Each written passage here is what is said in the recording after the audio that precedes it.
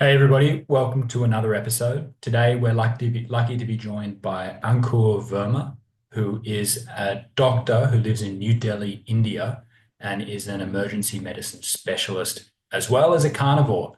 And I can't imagine there's too many carnivores in the medical space in India or in India full stop, particularly when there's so many vegetarians there. So Ankur, welcome. Thank you so much, Simon, for having me, man. It's an absolute pleasure to be chatting with you. My pleasure. I've been following you on Instagram for a while, and I think I've shared some of your stuff. And I thought, all right, best way to get to know somebody is to have a conversation like this. And I'm really curious about what's happening in India health-wise, and also I'd love to hear your story as well. So, Uncle, could you please give me a bit about your background and how you entered this crazy world of the carnivore diet? Yeah, so I've been practicing emergency medicine for about 17, 18 years now. And yeah, I thought things were going well. I used to do my workouts, I used to eat whatever I wanted to eat, as per what the trainers used to tell me, and as per whatever little we knew as doctors, which was not much, which was all basically the myths that have been propagated for so many years. We were just happy to uh, you know, advise the same just with an authority of our stamps that we're doctors. So anyway, so yeah, I thought everything was going well until 2021 when I figured out my triglycerides had hit 600. And that's when my eyes opened up and I was like, something is wrong for sure. I spoke to a couple of cardiologists. Now, of course, if my TGs were high, my LDL and my total cholesterol were also high. And at that time, I was still of the belief that, yeah, red meat can cause some harm. So, I cut down on my red meats, not like totally shut it off, but yeah, I did cut it down and I cut off all processed sugars at the time. And I Nice. went sort of keto. I was put on statins by the cardiologist, but I stopped in like 3 or 4 months. But then I did realize that none of us actually knew nutrition, even my cardio. The only thing the cardiologist said correctly was, cut off all sugars, which is the right thing to do. And then I started doing more research into nutrition. And basically, my journey basically starts from Metabolical by Dr. Robert Lustig, who's a pediatric endocrinologist in UCSF. Oh, no. Yeah, UCSF or UCLA, I think. And and then I understood more about metabolic health from that. And that led me to others like Doctors Sean Baker, Ken Berry, Robert Kills, Paul Saladino. But then I was not carnivore at that time. I was eating my meats, but I was doing more like a keto. Carnivore happened to me more than 1.5 years back when somebody sent me Saladino's reel of the times when he was a carnivore. Yeah. Uh, and it made sense to me because I've always loved my meats. I was doing research. I was reading more papers. Getting back into biochemistry and physiology. And these were textbooks that we had gone through in the first years of our medical school, but never read them through the eyes of nutrition and how they could actually help or actually decide what a metabolic health is going to be like. So I started reading all of that and got into all the papers and journal articles and everything. Now, as a doctor, obviously, I've been trained to read papers. I've published about 40 papers till now. So I know when I'm reading things, how to read them and how to decipher them, how to, take out inferences from them. Can I just jump So in? You've published 40 papers yourself, have you? yeah. On what topics and what areas? So these are all emergency medicine topics, Okay. basically. Yeah. Yep. So from case reports to case series to randomized studies, observational prospective studies, retrospective studies, all of that. Yeah. But now, currently, we're actually focusing on metabolic health and emergency medicine. So once I understood what metabolism's all about, I went full on carnivore. Obviously, my metabolic health improved. My triglyceride to HDL ratio, which was 16 at that time, is now like 1.6 or something. And of course, I got into the myths of cholesterol and fibers and all of that, and I understood how disillusioned I was as a doctor. And I had to unlearn a lot of things and relearn a lot of new things. Not even new things; these are old things that have to be retaught to us. So that happened, and then yeah, so we have a residency program and a new batch. I've renamed them as the metabolic batch, and all their theses are going to be on nutrition, metabolic health, and emergency medicine combined. Uh, we're already running a couple of researches. I'm writing up a case series where we've seen vitamin B12 deficiencies and hyperhomocysteines and supraventricular tachycardia. So we're doing a case series on that. And yeah, the new batch, all of them have actually decided to go for metabolic health and emergency medicine topics, so we're looking into things like we have a lot of geriatric patients that come in with falls and they get fractured. So we're going to do sarcopenia, measure sarcopenia, uh, check their dietary preferences and see what injuries they have and come out with some associations, correlations, whatever we can. So that's just one of them, then hypoglycemias in the non-diabetic or yet not diagnosed diabetes in young adults. We get a lot of young adults with random sugars of 170, 180, and they've never had diabetes before, so we're going to look into that. So a lot of things we're going to do uh, and do a lot of research. So yeah, I mean, I've seen the matrix now. I've seen the patterns. My team's seeing the patterns. How all these patients are coming into our emergency departments actually have metabolic illnesses, and they've got complications of these diseases. They've got complications of the medications that they're on, and we need to work with them and discuss their nutrition with them because once they get discharged from the hospital, they go back to whatever they were eating, plus the tons of medications they would be on, and it's not going to cure them. It's not going to reverse anything. They'll probably get sicker, and the next time I may not be able to save them. So yeah, I mean, I realized I had become a doctor to cure people, which I'm not doing. Yes, I have saved a lot of lives as an emergency physician during acute conditions, but that's about it. After that, saving their lives in that moment of time, I don't know what's going to happen to them in the future. And that's what I want to change now. Yeah. Uncle, can you paint a bit of a picture of the dietary landscape in India? My perception as an Australian of the Indians that I know, a lot of them are they certainly don't eat beef, but they're predominantly vegetarian, the ones that I know. Yeah. Yeah, absolutely. I mean, predominantly vegetarian population. You go anywhere in the country, even if they're omnivores, they usually eat meats not too frequently, maybe once or twice, thrice a week or once a month. The research that we're doing, one of them, we've collected about 5,000 patients, and 65% of them are vegetarians, Wow. and the rest are omnivores who eat once a week or once a month. Jeez. Right. So yeah. So and our breakfast only starts with a lot of carbohydrates. Be it North India, South India, East or West, wherever you go, you'll have a lot of carbs in your breakfast. And the per capita consumption of meat, it's not that much. It's about 3.5 kilos per year. That's it. What? 3.5 Yeah. kilos per year. Yeah. Wow, jeez. That's crazy. It is. Yeah. It's absolutely insane. So people, we're obviously protein deficient and obviously micronutrient deficient for sure. Saturated fat deficient for sure. And the sad part is people are actually eating the food plate and the food pyramid that the governments usually prescribe, right? So we have the ICMR, the Indian Council of Medical Research. They came out with a food plate which had fruits and vegetables and cereals, legumes, lentils as your major portion, right? And just meats a little bit. Well, India is actually doing that for so many Mm. years, and we're still very sick.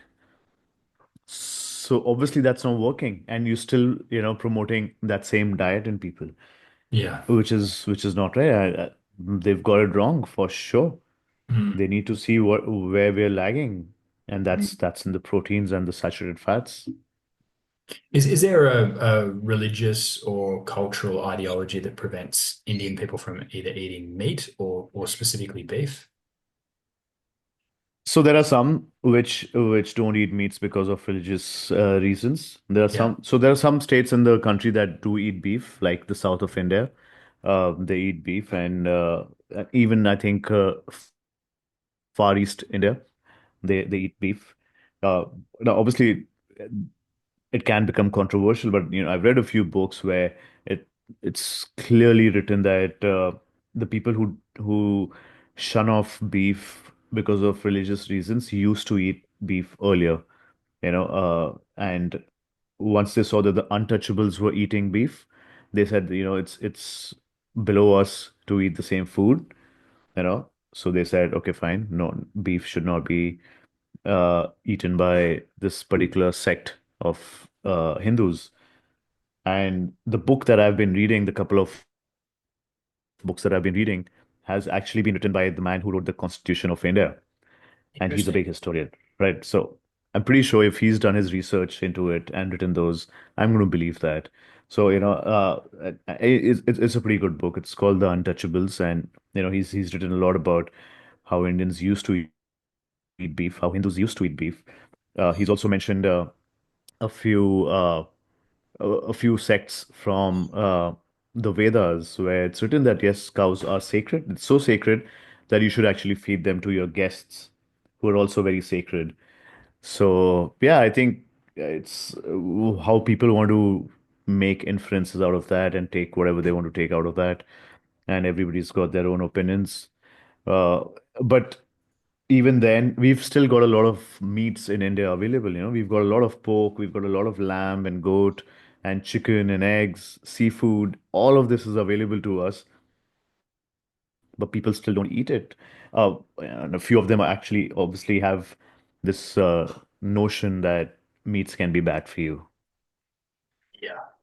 Do you have any idea how far back this kind of ideology came into place that eating meat was for the untouchables or eating beef? Yeah, so I'm still looking into that. I don't have the exact dates with me. I will share them with you offline once I go through the book again. I don't remember the dates, but maybe 200 years back, 250, Yeah. 300 years back. Yeah, I'm not sure. Don't Yeah. remember. But then Well, again, the first textbook of medicine, right? It's called the Charaka Samhita, which was written in about 300 or 400 AD by the first two physicians of India, Charaka and Sushruta. And they've mentioned like 150 different kind of meats that one should eat, to stay fit, to get fit, to heal yourself when you're ill during pregnancy and all of that. And that included a lot of ruminant animals, even peacocks. So yeah, but that was then, right? I mean, but they've run they so, and that's actually the first textbook of Ayurveda also. But in today's date, Ayurveda does not want to promote meats.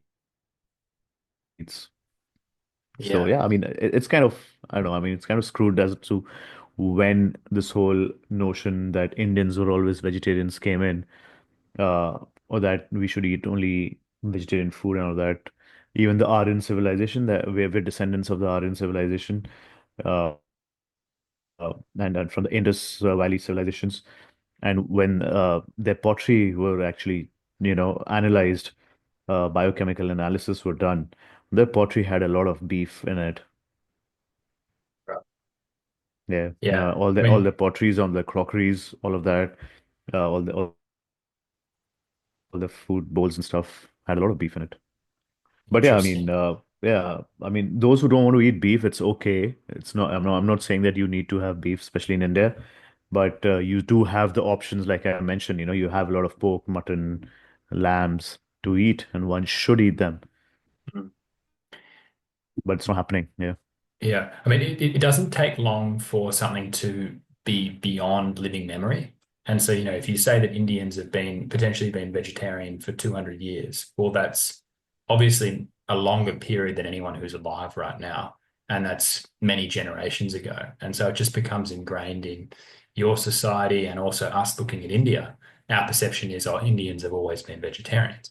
Okay, yeah, well, that's obviously not true. At some point, the ideology took over, and the population was convinced that eating meat was unholy or unspiritual, what have you.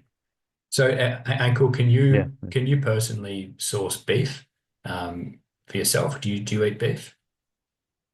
Yeah, I do, but I don't get it where I'm staying. So if I'm traveling, I definitely eat beef.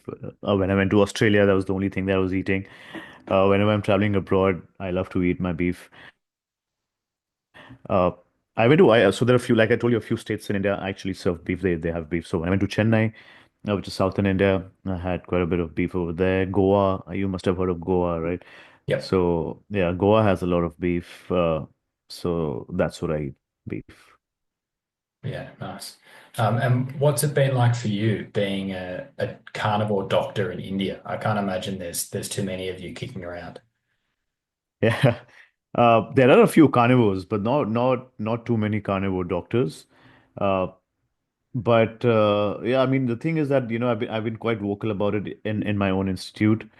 Uh, and I've been speaking to a lot of my patients. That's what I do now. My team saves their lives, and then I speak to the family and everybody regarding what they're eating. And some of them, or actually most of them, actually get interested in talking about this because no doctor has this conversation with them, Mm. right? So I basically tell them what their body needs and what they're getting out of the vegetarian foods, which is nothing except for anti-nutrients. So, Yeah. when I speak about essential amino acids and fats and micronutrients and the best sources for these, they're like, we were told otherwise. So some of them do listen to us. Some of them do plan to come back and meet us once they're discharged. Not many do. I have a few who've come back to me and they're in touch with me and they're changing their diets.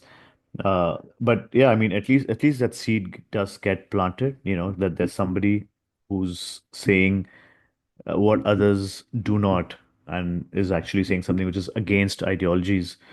But yeah, I speak to them with evidences, and the best evidence for me is the patients themselves, right? Because they believe that they eat healthy, but they're diabetic or they're hypertensive, they've had a heart attack, they've had a stroke, they've got Alzheimer's or Parkinson's or cancers. I'm like, if you were eating healthy, if your vegetarian foods are so healthy, well, you shouldn't be getting all of this.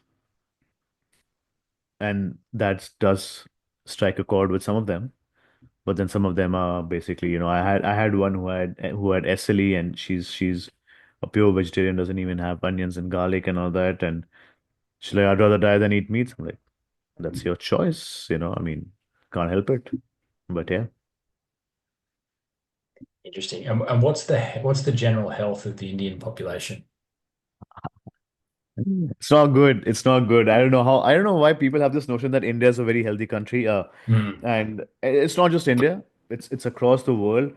I don't want to be anti-national or something, and I'm not being that. I'm just trying to show the mirror to my country, men and women, that you are not healthy. There is something wrong with us. You look around and you'll see pot bellies walking around everywhere. Uh, we have a huge population, yes. That doesn't mean that we should have a huge percentage of sick population. We can have a huge population of a huge number of healthy population, right? 70%, 70% of Indians are overweight or obese. That's been documented in the Lancet, if people want to read the Lancet. Uh, 17% of the world's diabetics come from our country. And and I still think that's an underestimate. Lancet says that 11% of Indians are diabetic, but I think only about 20% of the institutes in India publish their data, right? I mean, we've got thousands of institutes, a lot. I mean, every mile you'll have about four or five different small hospitals or big hospitals, right? So there's a huge number of healthcare facilities, and if they all combine their data, 11% will be a gross underestimate. Even the research that we're doing, out of the 5,000 patients, these 5,000 patients are from about 12,000 that have come into my emergency. So that's about 40%, sort of. So 40% have metabolic disorders, right? And out of that, around 55% have diabetes, right?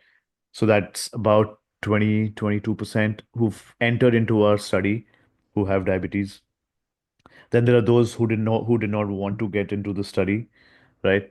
Who've been left out. There were those who were brought dead on arrival that we've not included into the study. So we've left those out.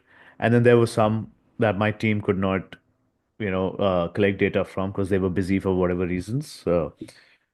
So, even that 22% is still an underestimate because there'll be more. Then we have the population that were not diagnosed with diabetes yet, right? So our study is about the documented diabetics or hypertensive, heart disease, strokes, whatever, all of that.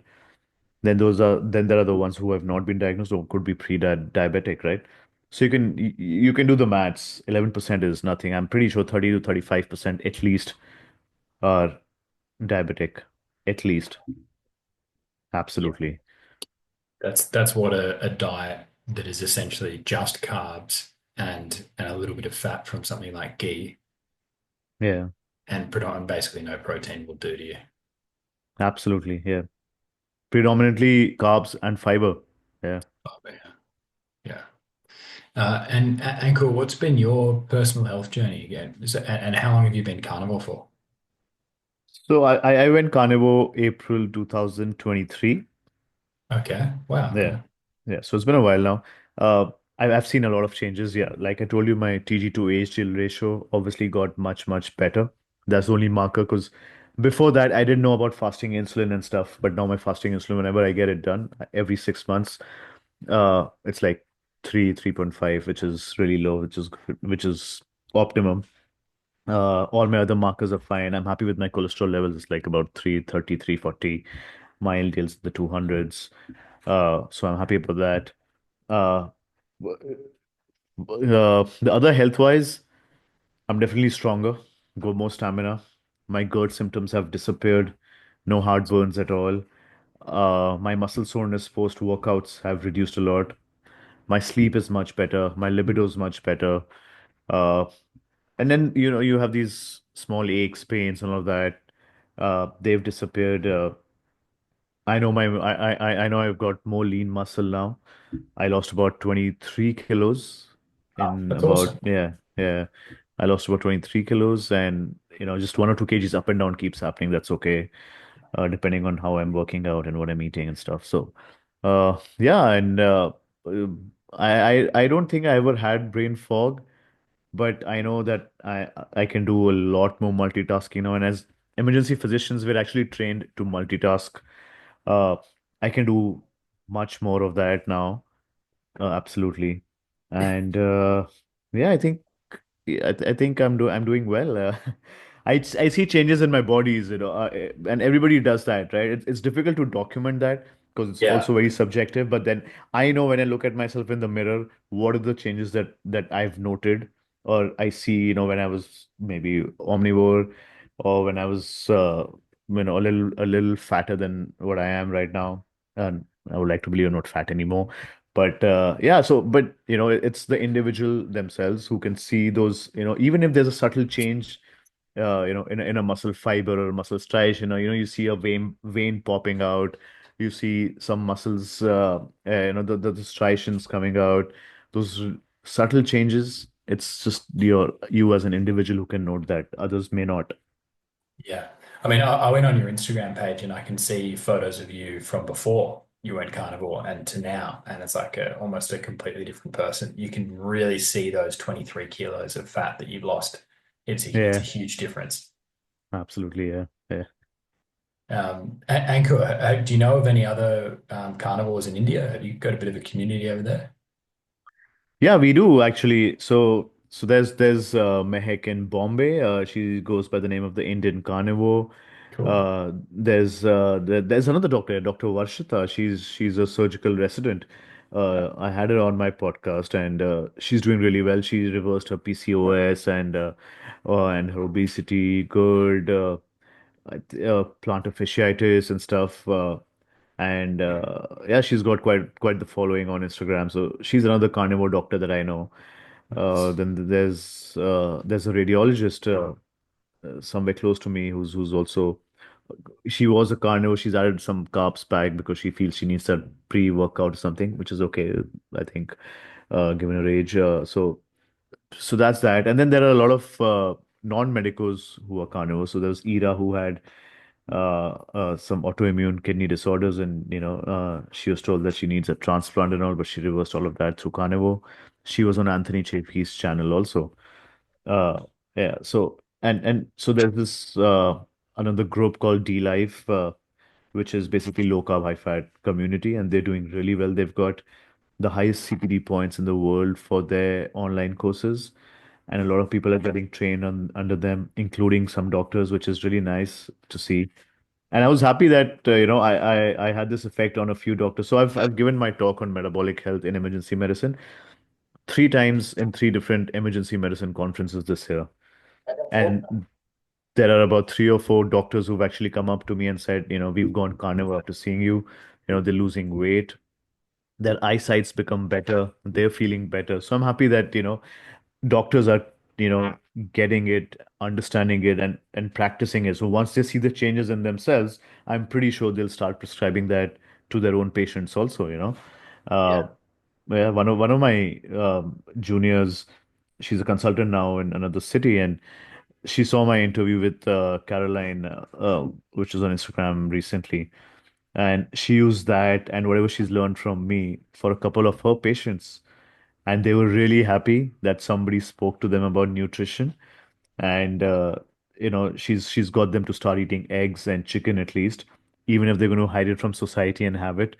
But I was really happy that that another doctor is actually propagating the same thing, and her patients are actually taking it up and understanding that with an open mind and willing to try this out and see the changes that happens in them, which is quite the movement. Yeah, that's awesome.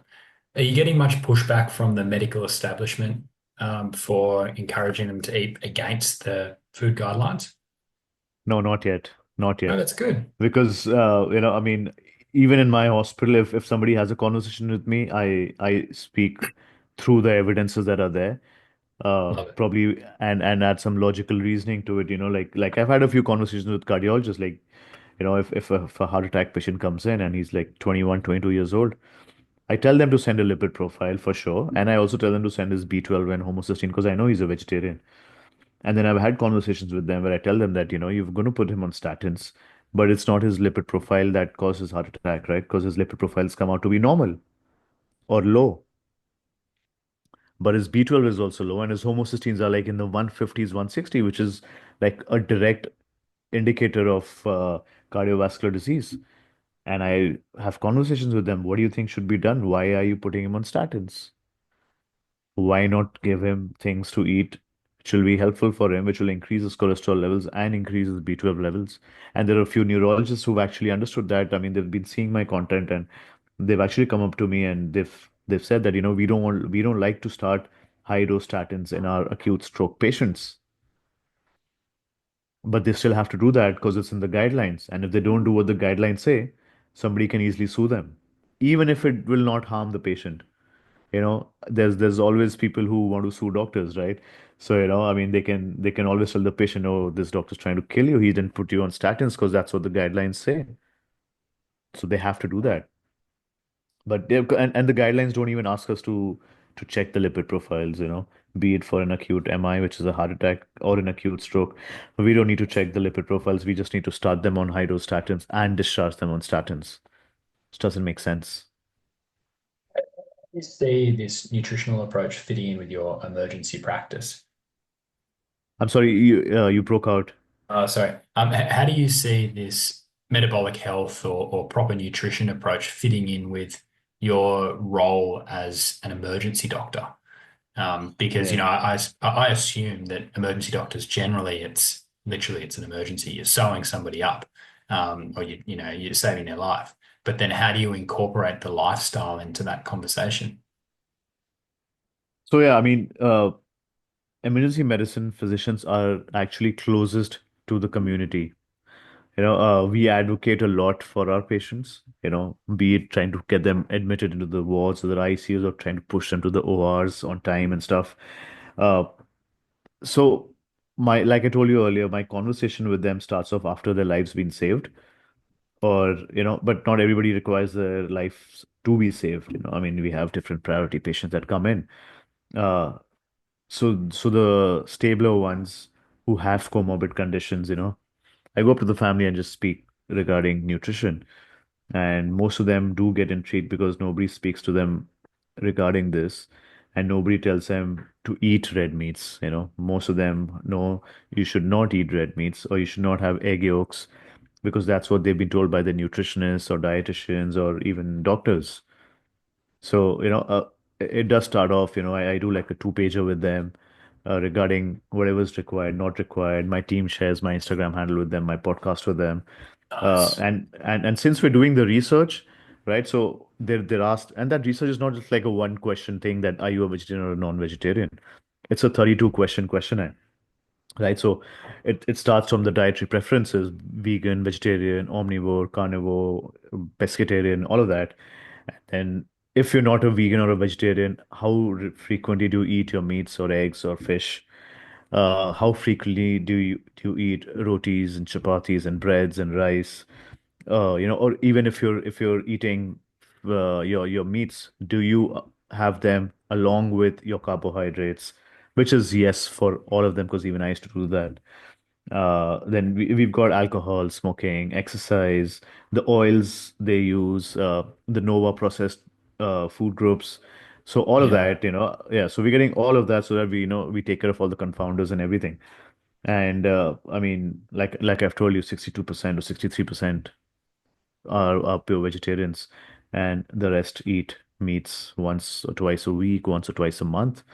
Uh, a lot of them do use added sugars in their tea and coffee.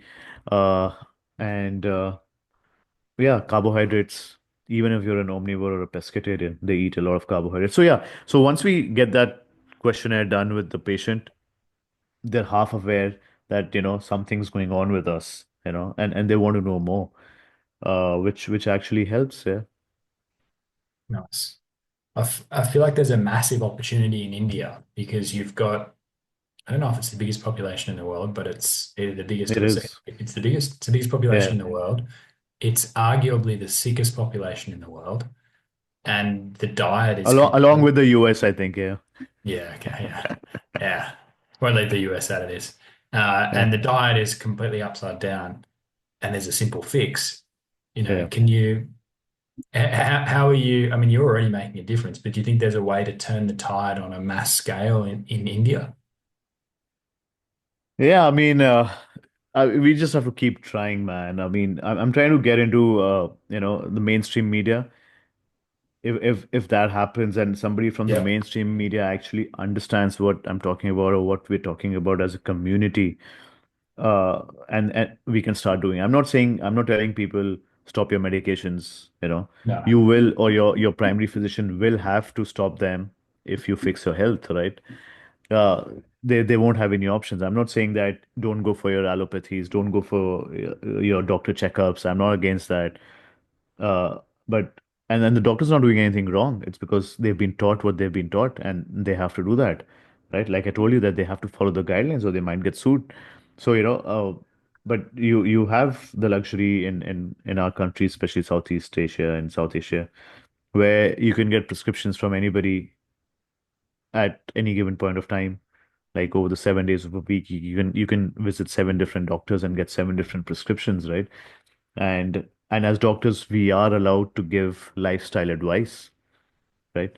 So I mean, if we can give the correct lifestyle advice, we might not need to start anybody on medications, or it'll give us the opportunity to taper off the medications. Yeah, it's a huge population. I can't convert every vegetarian into a carnivore. That's not going to happen unless until everybody wakes up. I've had a few. So I have another patient who's rheumatoid arthritis. She's been vegetarian all her life, and she's just 25, 26, and was not able to even hold her daughter. I gave her two options. You continue your methotrexate, and it's not going to cure your rheumatoid arthritis. It's only going to worsen everything, and you'll get really bad side effects. Or you try eggs and chicken at least for a month, and have some blueberries just, to avoid too much of oxalate dumping. And she did it, you know, and she doesn't have the pains anymore. Obviously, we've eliminated everything that was toxic to her, but she requires healing too, right? So you need your anti-inflammatory foods, which is the eggs and chicken. And I started on these two because it's easier and it's a little more palatable for somebody who's never had a taste of meats ever in their lives. So and then I'm going to put her on red meat. So yeah, and she actually messaged me that she started telling her vegetarian community that you guys should start eating meats, you know. So probably word of mouth also helps.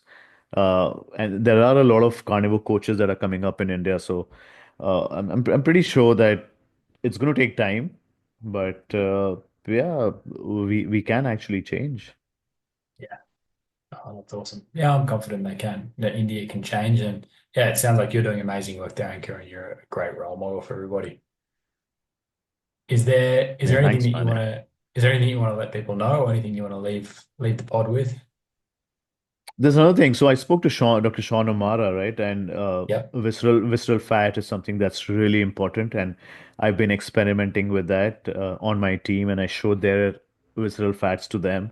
And and we did vegetarian carnivore. So mine was a carnivore MRI. I did a vegetarian MRI, a tofu MRI.